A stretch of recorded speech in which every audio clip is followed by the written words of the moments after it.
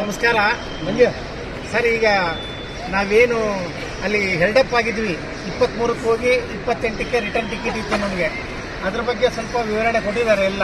ಇವಾಗ ಅದರ ಪ್ರಕಾರ ನಾವೆಲ್ಲ ಅಲ್ಲಿ ಹೆಲ್ಡಪ್ ಆದಾಗ ಅದೇ ನಮಗೆ ಫುಲ್ಲು ಆತಂಕ ಆಗಿ ದುಃಖ ಆಗಿ ನಮಗೆಲ್ಲ ಇದರ ಆಡೋ ಟೈಮ್ನಲ್ಲಿ ಆಮೇಲೆ ಅಲ್ಲಿ ವಿಡಿಯೋ ತೆಗೆದು ಹಾಕಿದ ಮೇಲೆ ನಾಗೇಂದ್ರ ಸಾಹೇಬರು ನಮಗೆ ಇಮಿಡಿಯೇಟ್ ನಾಗೇಂದ್ರ ಸಾಹೇಬರು ಕಾಂಟ್ಯಾಕ್ಟ್ನಲ್ಲಿ ಇದ್ರು. ದಿನಕ್ಕೆ 2-3 ಸತಿ ಫೋನ್ ಮಾಡ್ತಾ ಇದ್ರು ನಾಗೇಂದ್ರ ಸಾಹೇಬರು.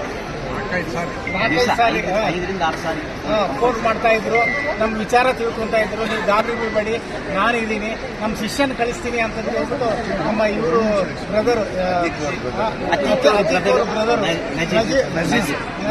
ನಜೀಬ್ ಅವರು ನಮ್ಮ ಜೊತೆಗೆ ಬಂದು ಅವರಿಗೆ ವಿಶೇಷವಾಗಿ ನಾವು ಧನ್ಯವಾದಗಳನ್ನು ಅರ್ಪಿಸಬೇಕು. ಜೊತೆಗೆ ಸಾಹೇಬರು ಅವ್ರಿಗೆ ಏನು ಮಾಡಿದ್ದಾರೆ ಅಂತಂದ್ರೆ, ಅವ್ರಿಗೆ ನೀವು ಒಂದು ATM ಕಾರ್ಡೇ ಕೊಟ್ಬಿಡಿ, ಅವರು ಏನು ಬೇಕಾದರೂ ಖರ್ಚು ಮಾಡ್ಕೊಳ್ಳಿ ಅನ್ನೋ ಒಂದು ಅಂತ ಧಾರಾಳ ಮನಸ್ಸು ಇರೋಂಥ ನಮ್ಮ ನಾಗೇಂದ್ರ ಸಾಹೇಬರು ನಾವು ನಮ್ಮ ಜನ್ಮದಲ್ಲಿ ಮರೆಯೋಕ್ಕಾಗೋದಿಲ್ಲ. ನಾವು ಅಂದರೆ ಮುಂಚಲಿಂದನೂ ನಮಗೆ ಚೆನ್ನಾಗೇ ಎಲ್ಲ ಇತ್ತು. ನಾವು ಅವ್ರ ಹತ್ರ ಒಡನಾಟ ಚೆನ್ನಾಗಿದೆ ಮುಂಚಲಿಂದನೂ. ನಮ್ಮ ಯಾಳ್ಪಿ ಪಂಪನಗಳಂತನೂ ಜೊತೆಗೆ ಯಾವಾಗಲೂ ಓಡ್ತಿದ್ರು, ಅವ್ರ ಜೊತೆಗೆ ಎಲ್ಲ ಕೆಲಸಗಳು ಮಾಡ್ಕೊಡ್ತಿದ್ರು. ಬಟ್ ಭಾಳ ಜನ ರಾಜಕಾರಣಿಗಳೇನೆಂದರೆ ಬಾಯಲ್ಲಿ ಹೇಳ್ತಾರೆ, ಕರ್ತವ್ಯಕ್ಕೆ ಬಂದಾಗ ಸ್ವಲ್ಪ ಕಮ್ಮಿ ಆಗ್ತದೆ. ಆಮೇಲೆ ನಾಗೇಂದ್ರ ಸಾಹೇಬರು ಇವರೆಲ್ಲ